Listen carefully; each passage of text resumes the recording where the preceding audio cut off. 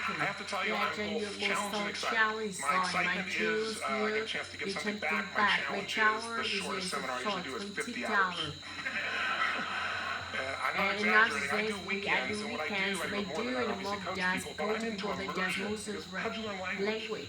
You didn't learn it by just learning principles. You got in it, and you did it so often that it became real. And the bottom line of why I'm here, besides being crazy mofo, is that I'm really in a position, I'm not here to motivate you, obviously. I need that. And a lot of times, that's what people think I do. It's the furthest thing from it.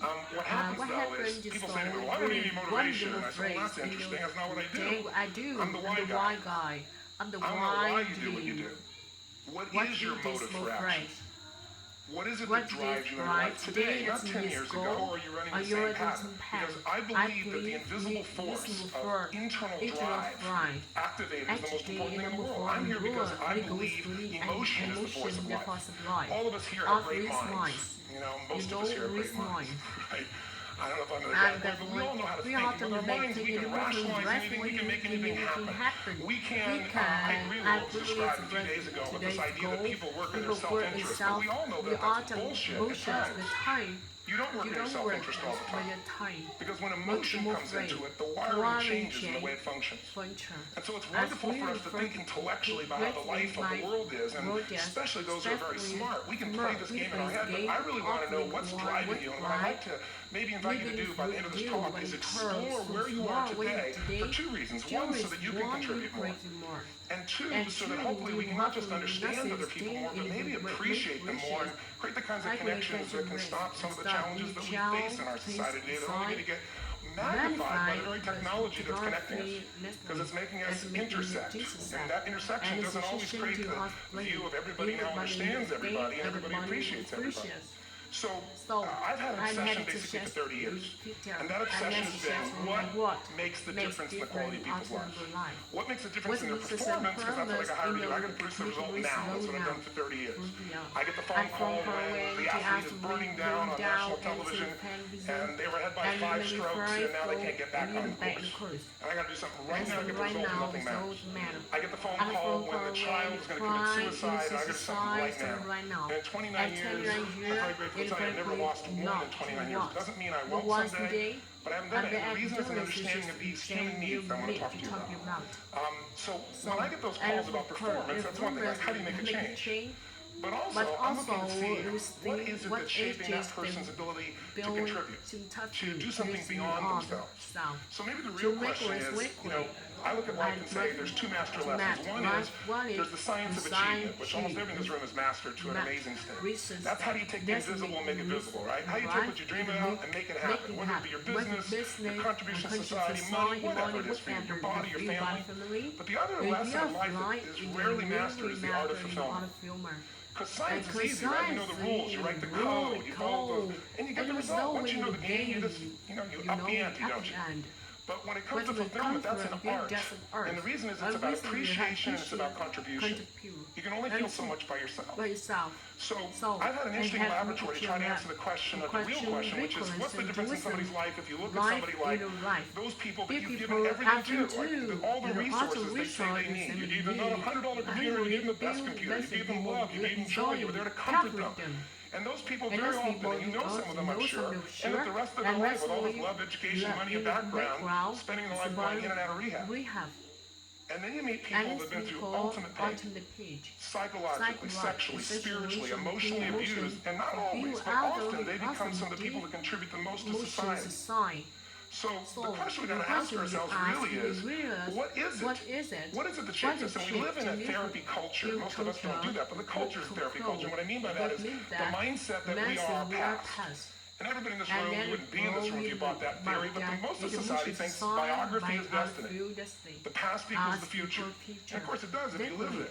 But what people in this room know, and what we have to remind ourselves though, because you can know something intellectually, you can know what to do and then not use it, not apply it.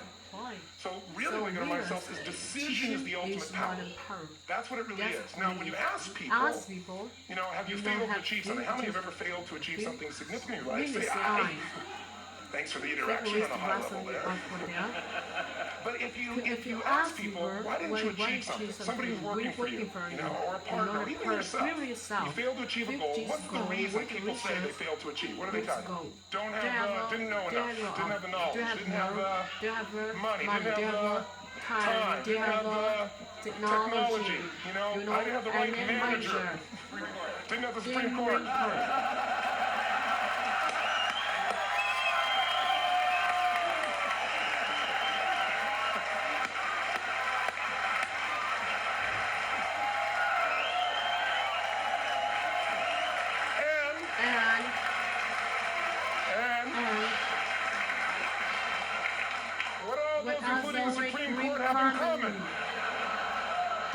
They are claim to you missing resources. And they may be accurate. You may not have the money. You may not have the Supreme Court. But that is not the defining factor.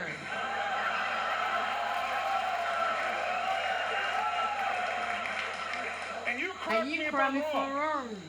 The defining factor is never resources, it's resourcefulness. And what I mean specifically, rather than just some phrase, is if you have emotion, human emotion, something that I experienced from you day before yesterday at a level that is as profound as I've ever experienced, and if you communicated with that emotion, I believe you would have beat his ass and won.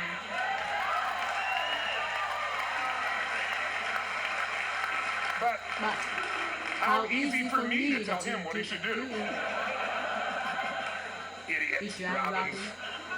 But I know when we watched the debate, at that time, there were emotions that blocked people's ability to get this man's intellect and capacity and the way they came across to some people that day. Because I know people that wanted to vote in your direction and didn't. And I was upset. But there was emotion that was there. How many know what I'm talking about here? Say I. So emotion is in. If we get the right emotion, we can get ourselves to do anything. We can get through it. If you're creative enough, playful enough, fun enough, can you get through to anybody? Yes or no? If you don't have the money, but you're creative and determined enough, you find the way. So this is the ultimate resource, but this is not the story that people tell us. Right? The story people tell us is a bunch of different stories. They tell us we don't have the resources, but ultimately, if you take a look here, flip it up if you would. They say, what are the reasons we haven't finally said that? Next one, please. He's broken my pattern, that son of a bitch. But I appreciate the energy, I'll tell you that. What determines your resources? We said decisions shape destiny, which is my focus here. If decisions shape destiny, what determines it is three decisions. What are you going to focus on? Right now, you have to decide what you're going to focus on. In this second, consciously or unconsciously, the minute you decide to focus on something, you've got to give it a meaning. And whatever that meaning is, produces emotion. Is this the end or the beginning? Is God punishing me or rewarding me, or is this the roll of the dice? And emotion then creates what we're going to do, or the action. So think about your own life, the decisions that shape your destiny. And that sounds really heavy, but in the last 5 or 10 years, 15 years, how many been some decisions you've made that you made a different decision, your life would be completely different? How many can think of one, honestly? Better or worse, say I. So the bottom line is maybe it was where to go to work, and you met the love of your life there. Maybe it was a career decision. I know the Google geniuses I saw here. I mean, I understand that their decision was to sell their technology at first. What if they made that decision versus to build their own culture? How would the world be different? How would their lives be different? Their impact. The history of our world is these decisions. When a woman stands up and says, no, I won't go to the back of the bus, she didn't just affect her life. That decision shapes our culture. Or someone standing in front of a tank. Or being in a position like Lance Armstrong and someone says to you, you've got testicular cancer. That's pretty tough for any male, especially if you ride a bike. Right? You got it in your brain, you got it in your lungs. But what was his decision of what to focus on? Different than most people. What did it mean? It wasn't the end, it was the beginning. What am I going to do? He goes off and wins 7 championships he never won once before the cancer because he got emotional fitness, psychological strength. That's the difference in human beings that I've seen of the 3 million I've been around. Because that's what my lab. I've had 3 million people from 80 different countries that I've had a chance to interact with over the last 29 years. And after a while, patterns become obvious. You see it in South America and Africa may be connected in a certain way, right? Other people say, oh, that sounds ridiculous. It's simple. So, what shaped Lance, what shapes you? 2 invisible forces. Very quickly. 1, state. We all have had times. Think of the time you did something, and after you did it, you thought to yourself, I can't believe I said that. I can't believe I did that. That was so stupid. Who's been there? Say, ah. Have you ever done something after you did it? You go, That's me. That was me. Right? It wasn't your ability, it was your state. Your model of the world is what shapes you long term. Your model of the world is the filter. That's what's shaping us. That's what makes people make decisions. We want to influence somebody, we gotta know what already influences them. And it's made up of 3 parts, I believe. First, what's your target? What are you after?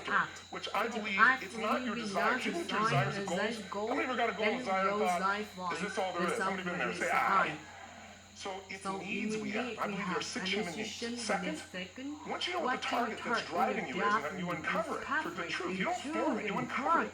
Then you find out what's your map, what's the belief systems that are telling you how to get those needs. Some people think the way to get those needs is destroy the world. Some people is to build something, create something, love someone. And then there's the few you pick. So very quickly, 6 needs. Let me tell you what they are. First one, certainty. Now these are not goals or desires. These are universal. Everyone needs certainty that they can avoid pain, at least be comfortable. Now how do you get it? Control everybody, develop a skill, give up, smoke a cigarette. And if you got totally certain, ironically, even though we all need that, if you're not certain about your health or your children or money, you don't think about much. When you're not sure the ceiling's going to hold up, you listen to any speaker. But while we go for certainty differently, if we get total certainty, we get what? What do you feel if you're certain? You know what's going to happen, when it's going to happen, how it's going to happen, what would you feel? Bored out of your mind. So God, in her infinite wisdom, gave us a second human